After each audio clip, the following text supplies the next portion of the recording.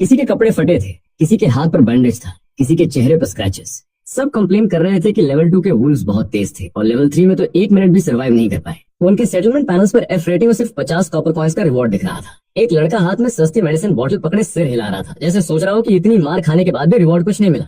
तभी उसकी नजर मुझ पर पड़ी। मैं आराम से खड़ा था, बिना किसी चोट के। उसने तुरंत अश्यूम कर लिया कि मैं भी जल्दी एलिमिनेट हो गया हूँगा।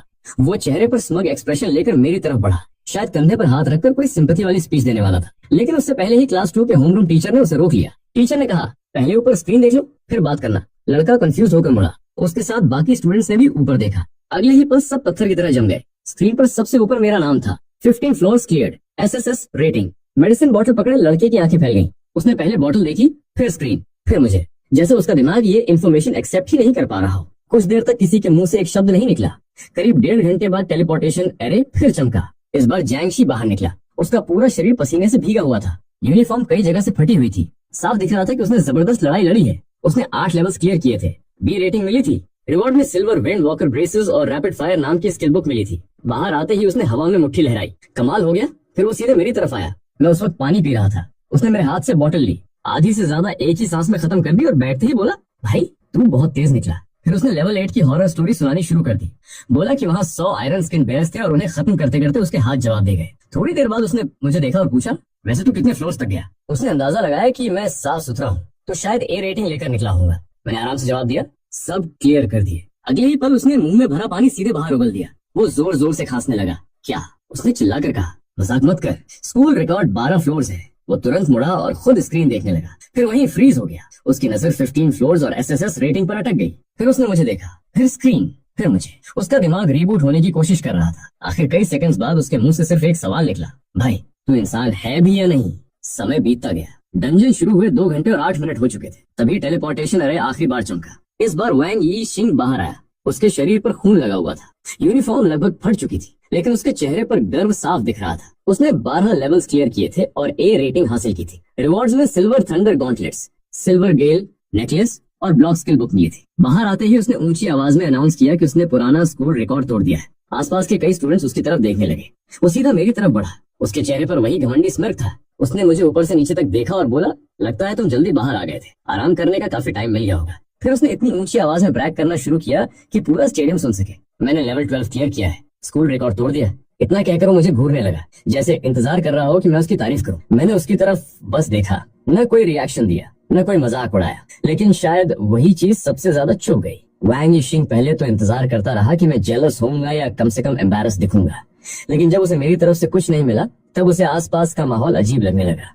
पूरा जिम अचानक बहुत ज्यादा शांत था। लोग उसे देख रहे थे, लेकिन उन नजरों में एडमिरेशन नहीं थी, उनमें पीटी थी, अजीब सी सिंपैथी। उसका दिल अचानक धड़क उठा। उसने धीरे से पीछे मुड़कर जायंट स्क्रीन की तरफ देखा। अगले ही पल उसका पूरा शरीर जम गया। स्क्रीन पर साफ लिखा था, फर्स्ट प्लेस लूफोंग, 15 floors cleared, SSS rating. Second place Wang Yi Xing, 12 floors cleared, A rating. उसकी आंखें फैल गई, होंठ कांपने लगे। इम्पॉसिबल, उसने बुदबुदाया, ये इम्पॉसिबल है। फिर दोबारा, एसएसएस रेटिंग एग्जिस्ट ही नहीं करती। उसका चेहरा पूरी तरह ब्लैंक हो गया, जैसे दिमाग ने रियलिटी एक्सेप्ट करने से इनकार कर दिया हो। वो बस स्क्रीन को घूरता रह गया। तभी प्रिंसिपल मंच पर पहुंचे और उन्होंने हाथ उठाकर सबको शांत रहने का इशारा किया। धीरे धीरे स्टेडियम शांत हुआ। प्रिंसिपल की आवाज पूरे हॉल में गूंज उठी, आज हमारे स्कूल ने एक ऐसा मिरेकल क्रिएट किया है जो फेडरेशन हिस्ट्री में दर्ज होगा। क्राउड फिर एक्साइटमेंट से भर गया। प्रिंसिपल ने मुस्कुराते हुए आगे कहा, स्टूडेंट लूफोंग ने 15 फ्लोर्स क्लियर किए हैं, एसएसएस रेटिंग हासिल की है, और सबसे महत्वपूर्ण बात, उन्होंने थोड़ी देर रुककर ड्रामेटिक पॉज लिया। पूरा डंजन सिर्फ 1 मिनट 17 सेकंड्स में क्लियर किया है। बूम, पूरा जिम फट पड़ा। स्टूडेंट्स चीखने लगे, टीचर्स खड़े होकर ताली बजाने लगे। हर तरफ एक्साइटमेंट की लहर दौड़ गई। जंगशाओ के हाथ से पानी की बोतल फिर गिर गई। वो मुझे ऐसे घूर रहा था जैसे पहली बार देख रहा हो। रुक रुक, उसने हकलाते हुए कहा, तू पहले सच बोल रहा था? मैंने आराम से सिर हिलाया, हाँ। फिर झुककर उसकी गिरी हुई बोतल उठाकर वापस उसके हाथ में दे दी। दूसरी तरफ वैंग यी सिंह के हाथ से उसकी सोट सीधे जमीन पर गिर गई। क्लैंग, आवाज पूरे हॉल में गूंज गई। वो कुछ सेकंड्स तक वहीं खड़ा रहा, फिर धीरे धीरे जाकर एक सीट पर बैठ गया। चेहरे पर पूरी हार लिखी हुई थी। उसकी सारी एरोगेंस उसी पल टूट चुकी थी। अवार्ड सेरेमनी शुरू हुई। प्रिंसिपल ने मुझे स्टेज पर बुलाया और एक ब्लैक सील्ड कैनिस्टर मेरे हाथ में दिया। ये तुम्हारा एक्सक्लूसिव रिवॉर्ड है, उन्होंने कहा। उम्मीद है ये 1 महीने बाद होने वाले कॉलेज एंट्रेंस एग्जाम में तुम्हारी मदद करेगा। मैंने कैनिस्टर ले लिया और वापस अपनी क्लास के पास आ गया। जंगशाओ तुरंत मेरे पास झुक गया। खोलना, उसने फुसफुसाकर कहा। मैंने आसपास देखा, कोई ध्यान नहीं दे रहा था। मैंने टैप खोल दी। अगले ही पल पूरा कैनिस्टर लाइट में बदल गया और मेरी हथेली में एक गोल्डन रिंग प्रकट हुई। मैंने उसकी डिटेल्स चेक की। रिंग की स्पेशल स्किल देखकर मेरी आंखें चमक उठी। सिर्फ 10,000 गोल्ड कॉइन्स खर्च करके मैं एक सेकंड के लिए ऐसा शील्ड क्रिएट कर सकता था जिसकी ड्यूरेबिलिटी पूरे 10 लाख हेल्थ के बराबर थी। ये प्रैक्टिकली एक लाइफ सेविंग आर्टिफैक्ट था। मैंने बिना सोचे रिंग पहन ली। अवार्ड सेरेमनी आगे बढ़ती रही। दूसरे स्टूडेंट्स को भी रिवॉर्ड्स मिले। आखिर में प्रिंसिपल ने सबको एनकरेज किया कि कोई भी ओवर कॉन्फिडेंट या डिस्कोरेज न हो। कॉलेज एंट्रेंस एग्जाम सिर्फ 1 महीने दूर था। सबको अपनी तैयारी पर फोकस करना चाहिए। फिर उन्होंने ऑफिशियली अवेकनिंग सेरेमनी समाप्त घोषित कर दी। लेकिन उसी पल बूम, पूरा जिम जोर से हिल गया। जमीन कांप उठी। ऊपर बना प्रोटेक्टिव शील्ड वायलेंट तरीके से वाइब्रेट करने लगा। एक भयानक आवाज पूरे हॉल में गूंजने लगी। अगले ही सेकंड बाहर की सारी सनलाइट गायब हो गई। ऐसा लगा जैसे किसी ने पूरे आसमान पर काला पर्दा डाल दिया हो। जिम की सारी लाइट्स एक साथ बंद हो गई। कुछ सेकंड्स में पूरा हॉल रात जैसा अंधेरा हो गया। स्टूडेंट्स घबराकर चिल्लाने लगे, क्या हुआ? बत्ती क्यों चली गई? बाहर क्या हो रहा है? तभी ऊपर से 3 फिगर्स धीरे धीरे नीचे उतरते दिखाई दिए। उनके शरीर के चारों तरफ डार्क रेड एनर्जी घूम रही थी और उनके पीछे 100 से ज्यादा लोग ब्लैक कॉम्बैट सूट्स में हवा से उतरकर पूरे जिम को घेर चुके थे। उनके सीने पर blood red wolf head badge चमक रहा था। प्रिंसिपल तुरंत आगे बढ़े। तुम लोग कौन हो? उन्होंने गरज कर पूछा। और हमारे स्कूल में घुसने की हिम्मत कैसे हुई? बीच में खड़ा बॉल्ड आदमी जोर से हंसा। उसकी हंसी सुनकर कई स्टूडेंट्स कांप उठे। ब्लड वॉल्फ सोसाइटी, उसने ठंडी आवाज में कहा।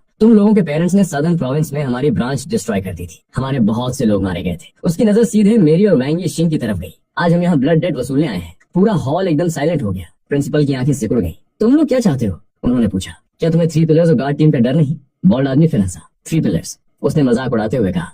वो सब एबिस रिफ्ट के रायट से संभालने गए हुए हैं। उसने आसमान की तरफ इशारा किया और हमने डार्क नाइट कैनोपी एक्टिवेट कर दिया है। इस बैरियर के अंदर से कोई सिग्नल बाहर नहीं जा सकता। बाहर वाला कोई इंसान यहाँ की आवाज नहीं सुन सकता, चाहे हम यहाँ सबको मार दें। प्रिंसिपल ने तुरंत इमरजेंसी कम्युनिकेटर निकाला। No signal. वाइस प्रिंसिपल ने भी कोशिश की। Same result. दोनों के चेहरे बदल गए। अगले ही पल प्रिंसिपल और वाइस प्रिंसिपल ने पूरी ताकत से बैरियर पर हमला कर दी। वाइस प्रिंसिपल की जायंट फ्लेमिंग एक्स आसमान तक पहुंच गई। प्रिंसिपल ने विशाल होली लाइट अवतार समन कर लिया, लेकिन जैसे ही उनके अटैक्स बैरियर से टकराए, बूम, दोनों सीधे पीछे उड़ गए। उन्होंने खून उगल दिया और स्टेज पर गिर पड़े। क्राउड में चीखें गूंज उठी। बॉल्ड आदमी ने मुस्कुराकर कहा, खेल खत्म। उसने हाथ उठाया। ल्यूफोंग और वांग यिशिंग को छोड़कर बाकी सबको मार दो। अगले ही पल कैओस शुरू हो गया। 100 से ज्यादा अटैकर्स एक साथ मूव हुए। विंड ब्लेड्स, फायरबॉल्स, शैडो एरोज, हर दिशा से अटैक्स बरसने लगे। स्टूडेंट्स पैनिक में भागने लगे। टीचर्स तुरंत सामने आ गए। अर्थ वॉल्स खड़ी हुई। वाटर कर्टन्स बनी। होली लाइट शील्ड्स चमक उठी। लेकिन एक्सप्लोजन्स लगातार डिफेंसेस को तोड़ रहे थे। टेबल्स और चेयर्स हवा में उड़ रहे थे। प्रिंसिपल खून उगलते हुए दोबारा खड़े हुए। स्टूडेंट्स को बचाओ, उन्होंने दहाड़ लगाई, किसी भी कीमत पर। फिर वो खुद लाइट बीम बनकर बॉल्ड लीडर पर टूट पड़े, लेकिन बॉल्ड आदमी ने ब्लड मिस्ट रिलीज की। होली लाइट पूरी तरह सप्रेस हो गई। प्रिंसिपल फिर से बुरी तरह घायल होकर नीचे गिर पड़े। वाइस प्रिंसिपल मदद करने पहुंचे ही थे कि डैगर लिए खड़ा एफेमिनेट आदमी अचानक उनके पीछे प्रकट हुआ और उनकी पीठ में गहरा वार कर दिया। उसी समय कर्स सील्स वाली महिला ने दोनों पर ग्रे सर्कल्स डाल दिए। उनकी स्पीड और स्ट्रेंथ तेजी से गिरने लगी। नीचे टीचर्स की डिफेंसिव लाइन टूटने लगी। एक टीचर की अर्थ वॉल स्मैश हो गई और वो पीछे जा गिरा। अटैकर सीधे स्टूडेंट्स तक पहुंच गए। हर तरफ चीखें, एक डर और भगदड़ मच गई। मेरे पास खड़ा एक स्टूडेंट कांपती आवाज में बोला, खत्म हो गया। उसने डर से कहा, ये लोग सब लेवल 40 से ऊपर हैं और वो 3 लीडर्स शायद लेवल 100 से भी ऊपर। उसकी आवाज टूट गई। हम लड़ ही नहीं सकते। मैंने उसकी बात सुनी, फिर धीरे से अपनी उंगलियां मोड़ी। उस समय मेरा लेवल सिर्फ 13 था, लेकिन मेरे टोटल एट्रीब्यूट्स पहले ही 2200 तक पहुंच चुके थे और अब मेरे मनी गोस्ट मेरे एट्रीब्यूट्स का 150% इनहेरिट करते थे, यानी 3300 एट्रीब्यूट्स। उन अटैकर्स को खत्म करने के लिए उससे ज्यादा कुछ चाहिए भी नहीं था। मैंने एक कदम आगे बढ़ाया। मेरी आंखों में सुनहरी चमक उभरने लगी। आसपास कैओस मचा हुआ था। लोग भाग रहे थे, चीख रहे थे, लेकिन मेरे चेहरे पर सिर्फ एक शांत मुस्कान थी। मैंने धीरे से सांस ली और मनी घोस्ट को समन करने के लिए अपना हाथ उठाया। फील्ड क्लियर कर दो।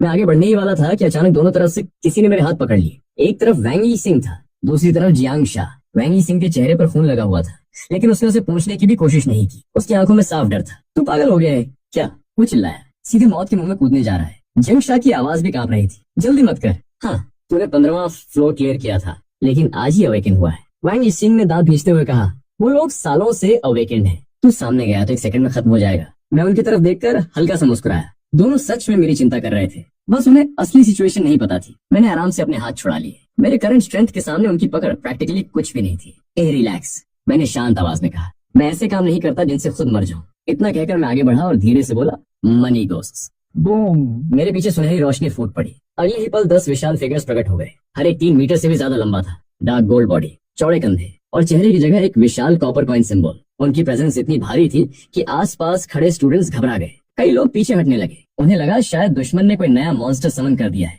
मैंने उंगली उठाकर ब्लड वॉल्फ सोसाइटी की तरफ इशारा किया। सिर्फ एक शब्द बोला, किल। अगले ही पल 10 मनी घोस्ट मिसाइल की तरह आगे बढ़े। कोई हेजिटेशन नहीं, कोई फियर नहीं। एक घोस्ट ने आते हुए विंड ब्लेड को हाथ से पकड़कर क्रश कर दिया। दूसरे ने सामने खड़े अटैकर के सीने में पंच मारा। उसके 3300 एट्रीब्यूट्स के सामने दुश्मन का शरीर कागज की तरह उड़ गया और दीवार में जाकर धंस गया। तीसरे ने 2 अटैकर्स को गर्दन से पकड़कर आपस में दे मारा। हर तरफ कैओस फैल गया। ब्लड वॉल्फ सोसाइटी की फ्रंट लाइन लिटरली टूटने लगी। मनी घोस्ट स्किल्स की परवाह ही नहीं कर रहे थे।